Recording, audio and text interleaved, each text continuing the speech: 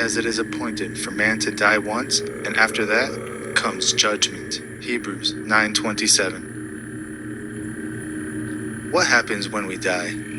Do we go to heaven or hell, or are we reincarnated into another life? The word reincarnation comes from Latin roots, and it means entering the flesh again. It is the belief that when a person dies, their spirit or soul gets placed inside an unborn baby. This view is prevalent all throughout the world in different cultures in multiple countries. Not only that, it's also gaining popularity in Western culture due to the proliferation of these ideas in popular media, TV shows, and movies.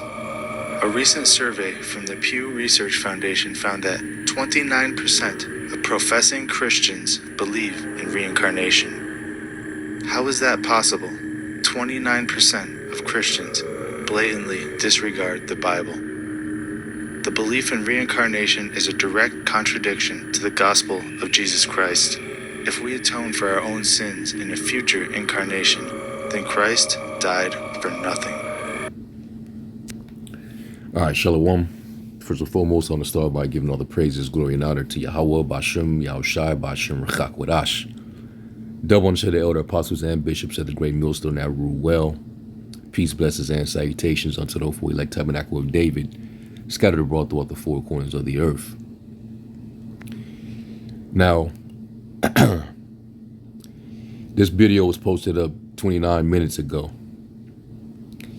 And, of course, it caught my eye. You see the title, the mainstream media is lying about reincarnation.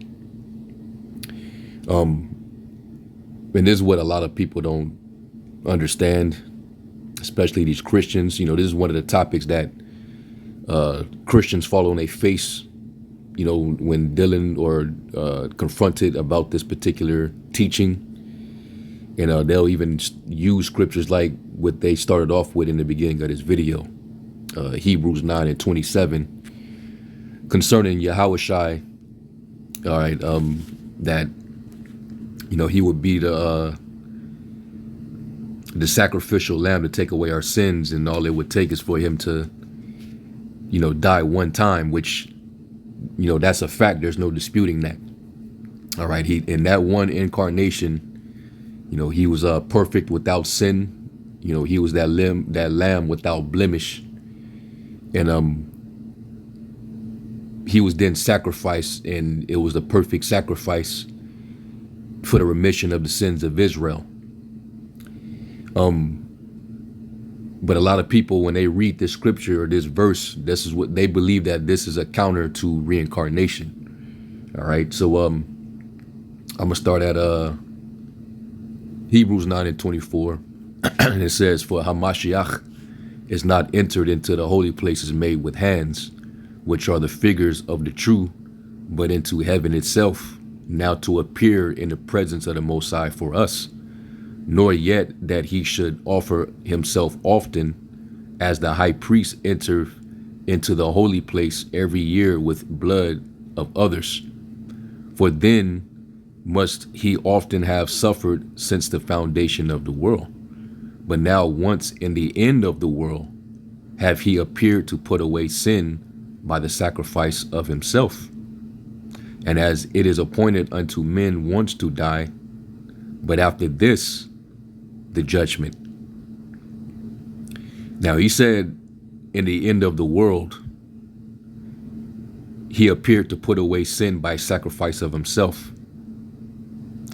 And as it was appointed unto men once to die, after this, the judgment. So we know that our Lord, he came and he died. And after that, he went before the Father, and now he's sitting upon his right hand, the right side of the throne of the Most High. And he's getting ready or awaiting the judgment, because he's the one that's going to come back and sit on the judgment seat. All right. And we all have to appear before that judgment seat. Matter of fact, let's go to Was it 2 Corinthians?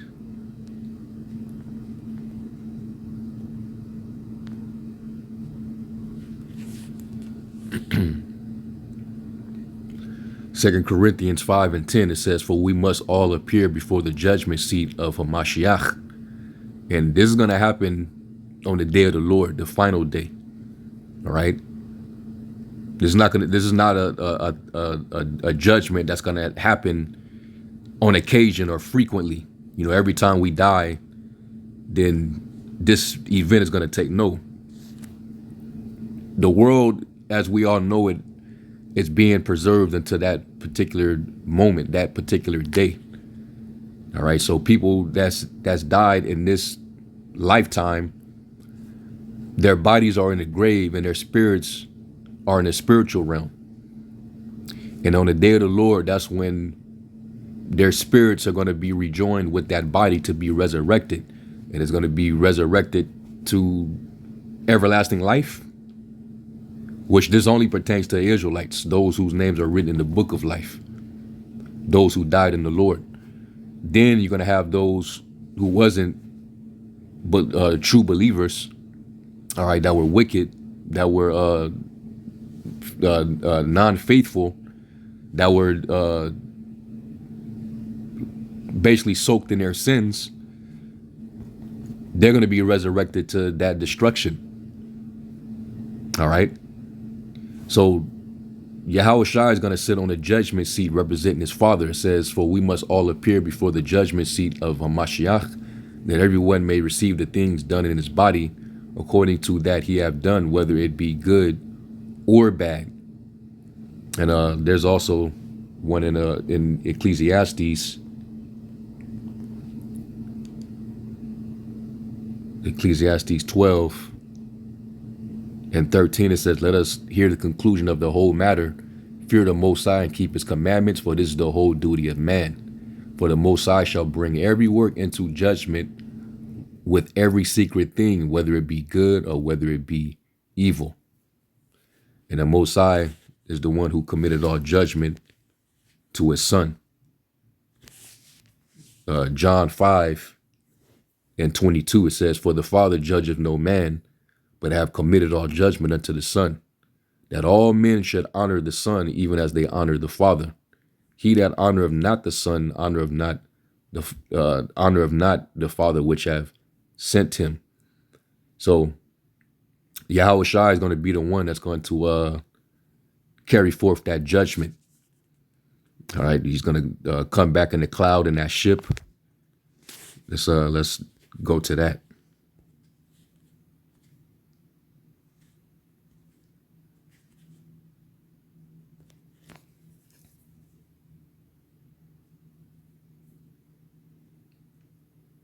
It is Matthew 24:29. It says, "Immediately after the judgment, it's like after the tribulation of those days, shall the sun be darkened, and the moon shall not give her light, and the stars shall fall from heaven, and the powers of the heaven shall be shaken.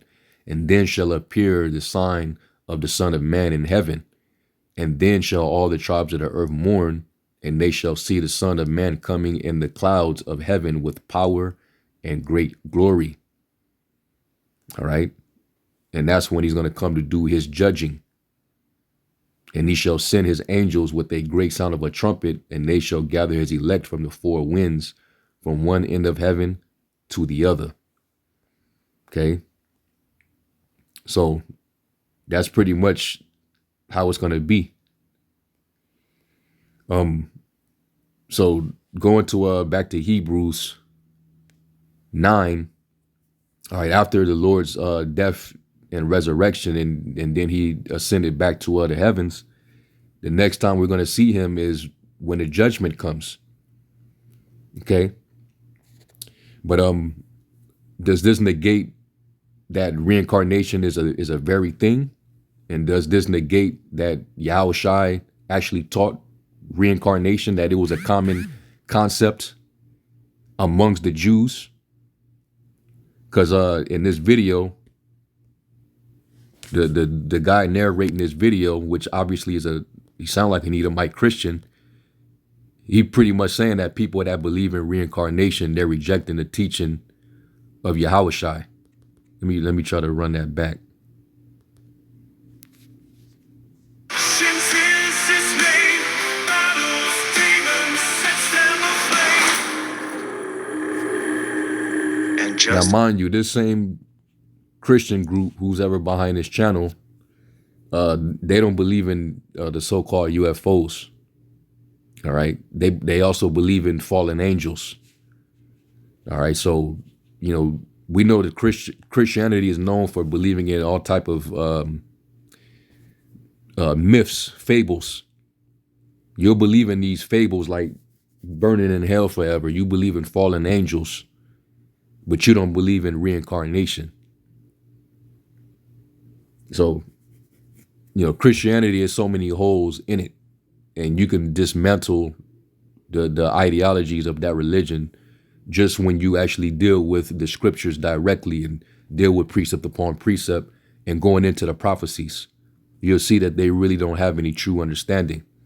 And a lot of people, most of the world was deceived because, you had this entity known as the Catholic Church, and you had, of course, difference of opinions within the church that ended up turning into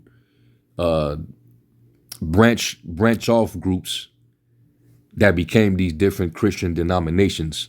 But all these Christian denominations came from the same tree. All right. All those different Christian denominations are fruits of the same tree, the Catholic Church. They had various councils that try to separate themselves, like the Council of Trent and these different councils that these Protestants had, because they had a disagreement in certain teachings. But they all are wrong. All right. But this particular topic right here, which we're dealing with, reincarnation, the majority of them don't believe it. There's only a small group of Christians that actually believe it. And believe it or not, it was even taught in the early church. You read, when you do your research and you look up guys like Origen, Clement of Alexandria, and different other men, they actually taught that. And then around the 6th century is when you had a Roman emperor by the name of Justinian the First. Under his reign is when they had the Second Council of Constantinople, where they all agreed to actually ban the teachings of reincarnation. All right. And y'all can look that up as well. So that's why a lot of these Christians now don't agree with that teaching, because it actually profits them to put that fear on you to believe that if you fuck up in this one life, all right, you only live 30 years. So if you, in that 30 years, if you didn't accept who the world calls Christ, and you didn't do this and you didn't do that, after you die, you're just gonna burn in hell forever. You're either gonna go to heaven or you're gonna go to hell, which is a very irrational concept, because they don't even explain. Okay, if you're gonna bring out Hebrews 9:27, that we all are supposed to only live one time, and then after that you're gonna get judged for what you did in your body. So, a 5-year-old didn't get a chance to live a full life to be able to even be judged in the same manner that you believe you're going to be judged. So what happens for that 5-year-old? Where do they soul go? And that's why I'm gonna get into the scriptures.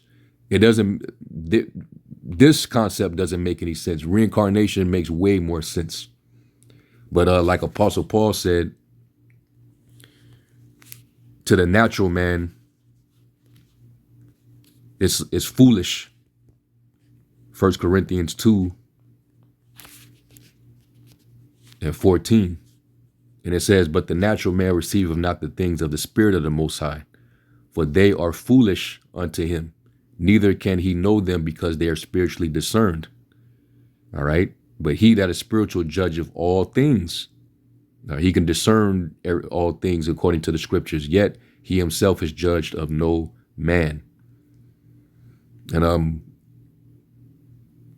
when Yahushua was talking to Peter, there were certain things that was revealed in the spirit, all right, that, you know, men on the earth didn't really know or understand. Let's go here real quick. This is Matthew 16 and 13. It says, when Yahushua came unto the coast of Caesarea Philippi, he asked his disciples, saying, whom do men say that I, the Son of Man, am? And they said, some say that thou art John the Baptist, some Elijah, and others Jeremiah or one of the prophets. So just this conversation alone, why is the Lord asking them, who do the people say that I am? And then they start to refer to men of the ancient, men that were centuries before their time. Why did they start throwing these names of these different prophets that were around hundreds of years before this time? Why would they be saying this? And why didn't the Lord reject them saying these things? Why he didn't rebuke them and correct them? Right? Because this is suggesting that they understood the concept of reincarnation. And Christians like to gloss over this. They're literally having a conversation about who they believe the Lord actually is. What ancient prophet is he coming back? Because we know that all those men, they were long dead and gone. So why are they throwing these men's names out in this instance? He said unto them, but whom say ye that I am? Because they're saying this is what people are saying about you. So it was commonly taught and known among the people that you do come back, that the prophets come back in their lots. Why you think Paul said in his epistle to the church of Corinth that the spirit of the prophets are subject to the prophets? Why did the Lord tell Daniel? Let's go there real quick.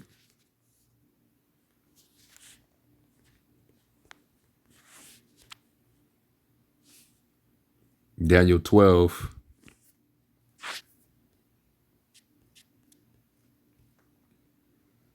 Yeah, Daniel's 12, and I'll start at 12. It says, blessed is he that waiteth and cometh to the 1,305 days, but go thou thy way till the end be, for thou shalt rest and stand in thy lot at the end of the days. All right, so that means that this man clearly has a portion, all right, that he's going to stand in the end of days. How is that going to happen? What is he, you know, and what is he waiting for? So he's going to be in his lot, meaning what? He's going to prophesy. All right, just like when you go here in Revelation, John the Revelator was going to prophesy again, but was he going to prophesy again? Because he was already an old man when he was on the Isle of Patmos. All right. And there's no substantiated history to prove that he was freed from that island after being banished to go out in the midst of the people and start prophesying again. So explain this. Revelation 10 and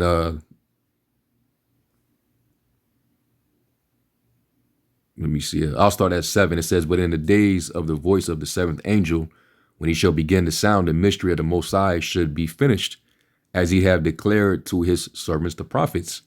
And the voice which I heard from the heaven spake unto me again and said, go and take the little book which is open in the hand of the angel which standeth upon the sea and upon the earth. And I went to the angel and said unto him, give me the little book. And he said unto me, take it and eat it up. It's the same thing that happened with Ezekiel. And it shall make thy belly bitter, but it shall be in thy mouth sweet as honey. And I took the little book out of the angel's hand and ate it up, and it was in my mouth sweet as honey. And as soon as I had eaten it, my belly was bitter. Because we know within the scriptures, it's a lot of lamentation, mourning, and woe. But you also have the message of the gospel as well. That's the sweet part. Knowing that the Lord, he's not going to forsake his people, that he made his covenant with. The promise still stands. The new covenant, all these different things. But within that, there's still going to be persecution, tribulation that we got to endure. All right, all this famine and destruction, famine and disease, war on the earth. That's bitter. The persecution, all right, being evil spoken of for the name of the Lord's sake, possibly being beheaded for the witness. All right, that's bitter. And he said unto me, thou must prophesy again before many peoples, nations, and tongues and kings. This didn't happen with John the Baptist. I said John the Baptist, John the Revelator. This didn't happen with John the Revelator. Okay. So that means that what? He's going to have to stand in his lot in the latter days as well. And we're in the last days right now. And the men of the Lord are back in their lots prophesying. That's what you see. You see in all these strange things that are happening in these last days, but you also got the prophets that have been out there teaching and breaking these things down. Okay. And y'all know all about us. Whether we're famous or whether we're infamous, but you all know about us. So going back here,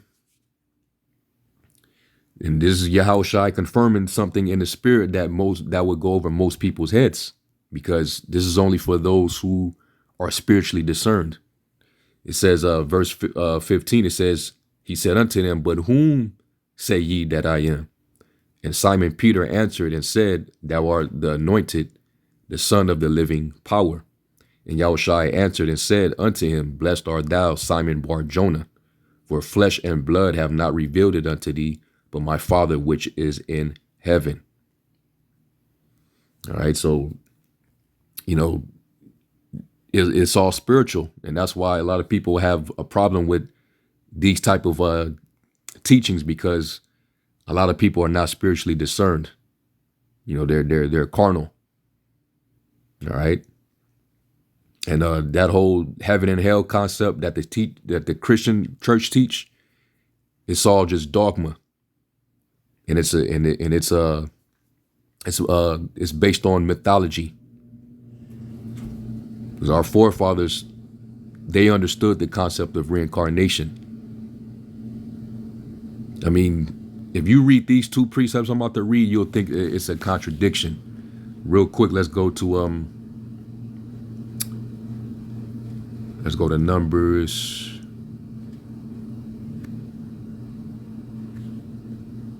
Was it 14?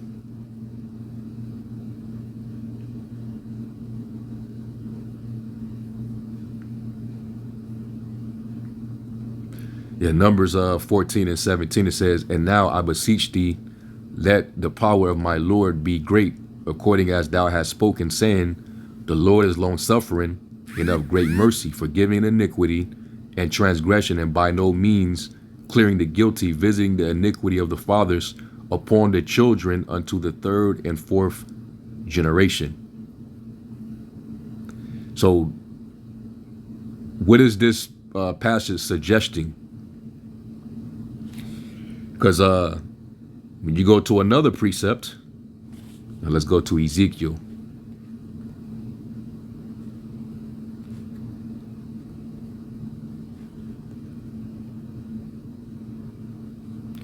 Ezekiel 18 and 20. The soul that sinneth, it shall die. The son shall not bear the iniquity of the father, neither shall the father bear the iniquity of the son. The righteousness of the righteous shall be upon him, and the wickedness of the wicked shall be upon him. So in Numbers, he said that he will not clear the guilty, visiting the iniquity of the fathers upon the third and fourth generation. Then here he says in Ezekiel, the son shall not bear the iniquity of the father. So is there a contradiction? This would mess these Christians' head up if like one of them approached the camp and we get on the subject of reincarnation, and you brought out these two precepts next to each other. That would mess their head up. It wouldn't mess ours up because we understand what this is going into. Obviously, when the Lord said upon the third and fourth generation, that means that when you die after you commit iniquity, you live a life of sin and then you die, you're going to come back every third or fourth generation through your sons. And that's when the judgment for what you've done can play out, because like it tells you in Ecclesiastes, let's go to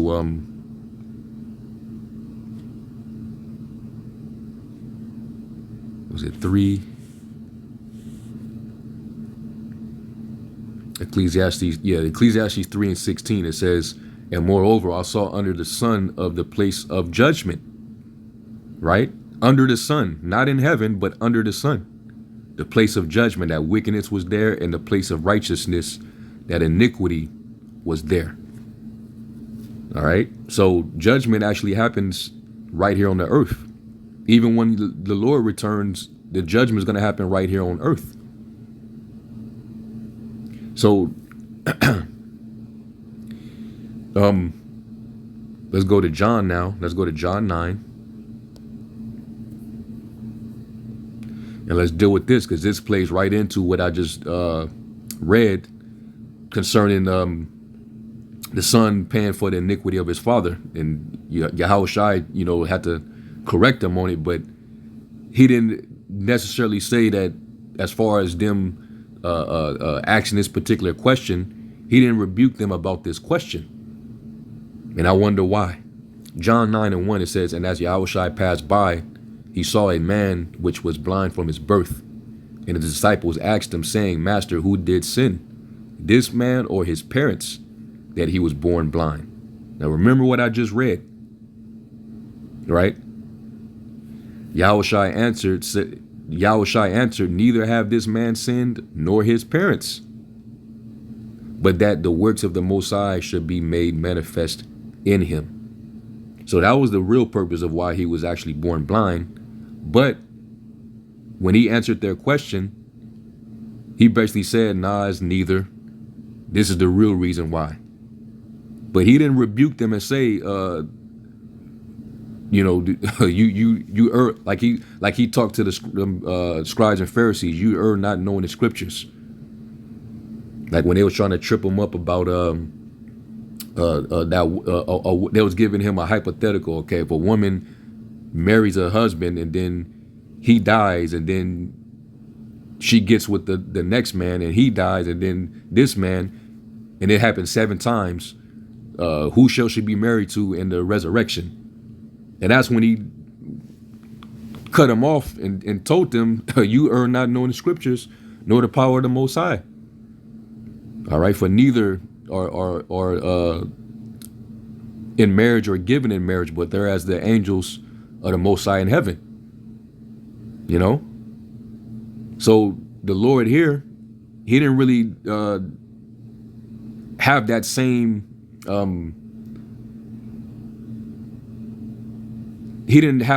approach to this question here when they was asking him about this man that was born blind. That's because the Lord, he knows what they were asking, and just simply said, nah, that's not it. So the Lord, he did not disagree with reincarnation, man.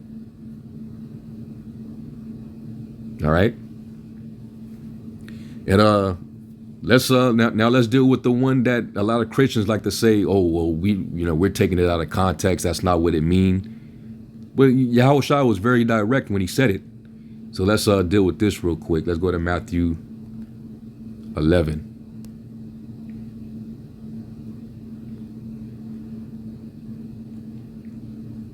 Matthew 11, and I'm going to start at 7. It says, and as they departed, Yahushua began to say unto the multitudes concerning John, what went you out into the wilderness to see? A reed shaken with the wind? And what went you out for to see?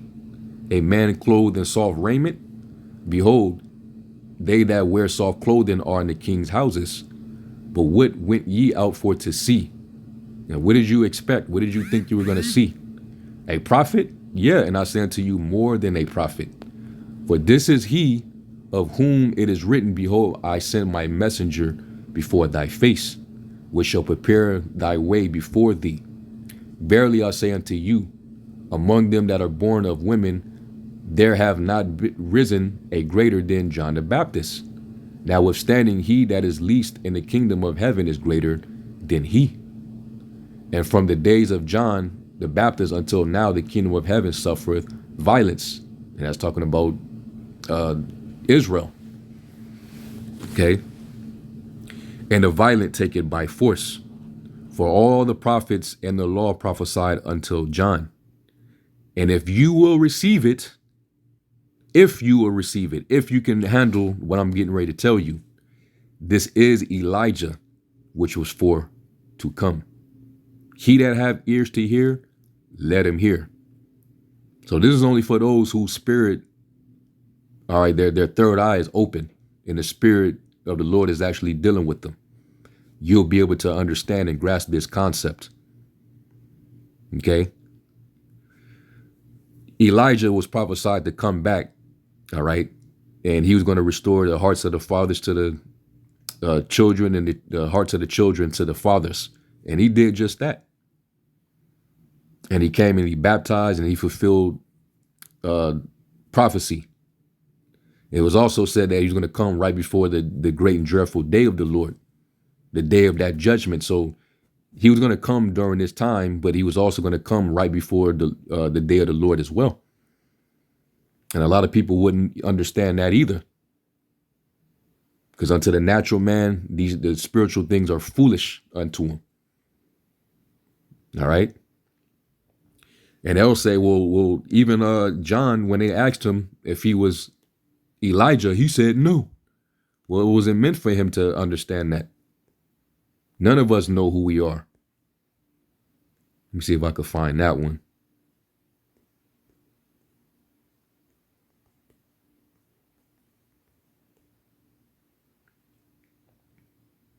Yep, John 1. See, this is something that he himself didn't know, but our Lord Yahushua knew. John 1 and 19, it says, and this is the record of John when the Jews sent priests and Levites from Jerusalem to ask him, who art thou?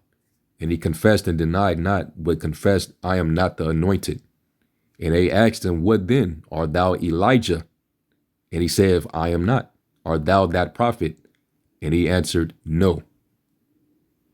So he didn't, he of course he wasn't going to know. And I got a quick precept to that. Let's go back to Ecclesiastes 3.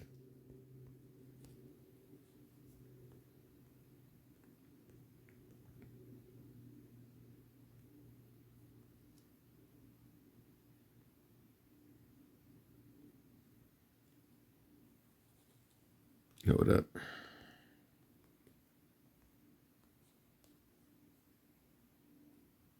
There it is.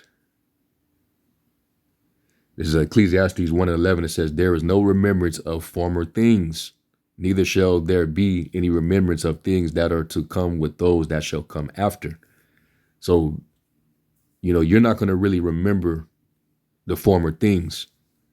The Lord, it's like he erases that memory out after death, when you die, when your spirit releases from your body and your soul is no longer there, that all that memory gets erased. But it's still that same spirit, because you are a spirit. We all are spirits. And it's the same cycle. When we die, your spirit leaves your body and it goes what? Let's go to Ecclesiastes 12 and 7. And it says, then shall the dust return to the earth as it was, and the spirit shall return unto God who gave it. That's the cycle. All right. You go right back to your source. And then after you die, because what happens, your dust returns to the earth. That means that breath that was in that dust returned back to him who breathes it, right? Let's go to Psalms 104.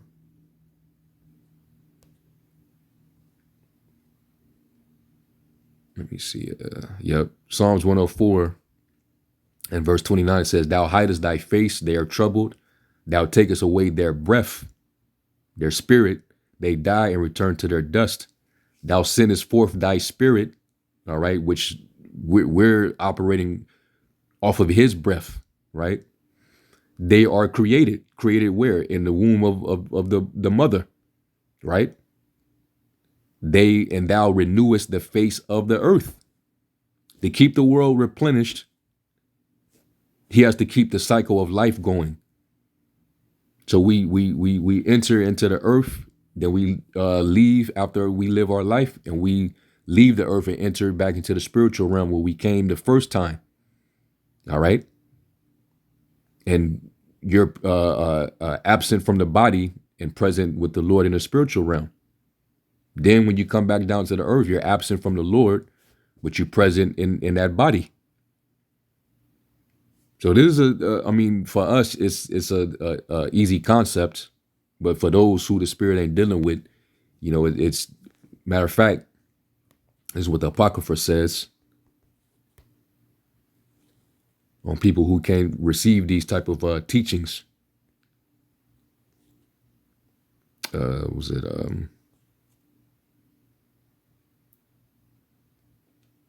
Sirach 21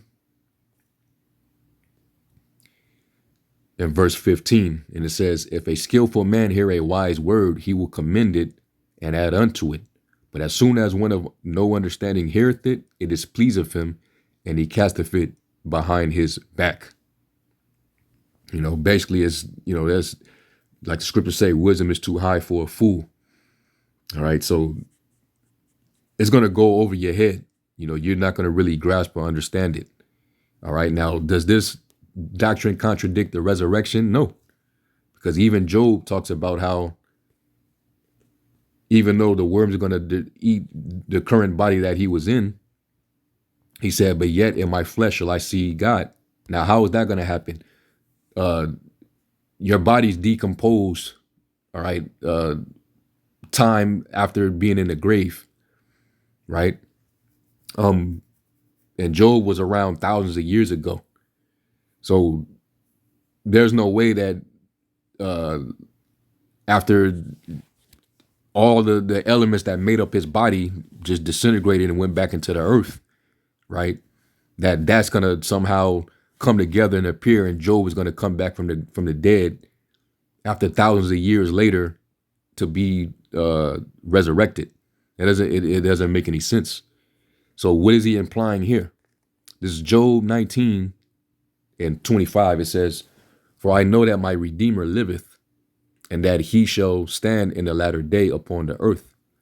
And though after my skin worms destroy this body, this flesh that I'm currently in, I'm going to suffer decomposition in the ground, yet in my flesh shall I see the power.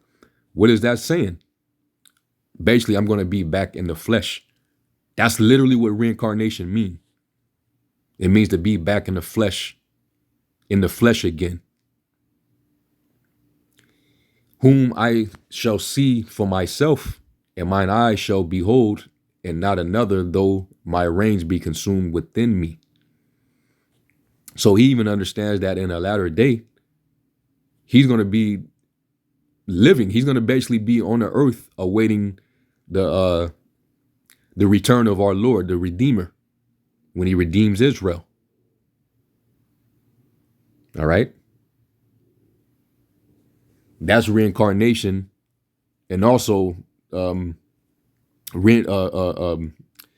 resurrection. Basically, he's standing in the last days, and end up dying in that body in the last days, only for the Lord to come back and resurrect that body to be caught up into the cloud to be joined with the Lord. That's what's going to happen in this time. That wasn't prophesied to happen back in their time. They were going to just be long gone in the grave, buried with their fathers. You know, the bones of the prophets was even had to be hidden. So, you know, and look at all that I was able to pull from just responding to just a few seconds of this video, because this is really easy work, man. All right. But Hebrews 9:27, you know, that you really can't use that against us. All right. It doesn't negate reincarnation, but it does prove that the Lord is supposed to, he was only supposed to die one time. And in that time was when everything was perfected in that one life. And then he had to become that sacrifice. And then now he's going to be sitting upon the throne, and he's going to be the one that's going to judge. Okay. And also, y'all would have to explain how, going back to the time of David, all right, when Nathan, let me see if I can get that. Let's go to 2 Samuel, and I'm gonna end it with that. 2 Samuel 7, and starting at verse 11. And it says, "And as since the time that I commanded judges to be over my people, Israel, and have caused thee to rest from all thine enemies, also the Lord telleth thee that he will make thee an house." It's referring to what? That the temple that was yet to have been built. "And when thy days be fulfilled, and thou shalt sleep with thy fathers, I will set up thy seed after thee, which shall proceed out of thy bowels, and I will establish his kingdom." Now, who is this referring to? Who is this talking about? "And he shall build an house for my name, and I will establish the throne of his kingdom forever.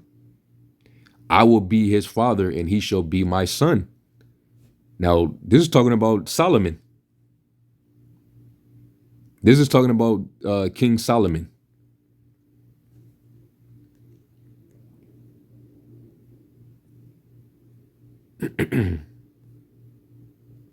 First Chronicles 28:6, and he says, "And he said unto me, Solomon thy son, he shall build my house and my courts, for I have chosen him to be my son, and I will be his father." Okay, so this is talking about Solomon. So y'all would have to explain this now. It says, "I will be his father, and he shall be my son. If he commit iniquity," which we know he did, when he married all those wives and had all them concubines, and those women turned his heart from the Lord, and he started to worship their gods, their idols, and built altars to them, and was doing all manner of perverseness to please those women that he was with. He ended up committing iniquity, and that's what led to the split of Israel. It says, "I will chasten him with the rod of men and with the stripes of the children of men." When did this occur with King Solomon? When did this happen with King Solomon? When did he get chastened with the rod of men and with the stripes of the children of men? When did that occur? It says, "But mercy shall not depart away from him, as I took it from Saul, whom I put away before thee. And thine house and thy kingdom shall be established forever before thee. Thy throne shall be established forever. According to all these words and according to all this vision, so did Nathan speak unto David." So that's something that y'all would have to answer. Why did he say this about Solomon?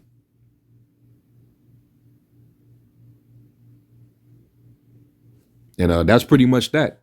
I'm going to end it right there. And I'm going to give all praise to Yahweh Shem Shai. And until the next one, Shalom.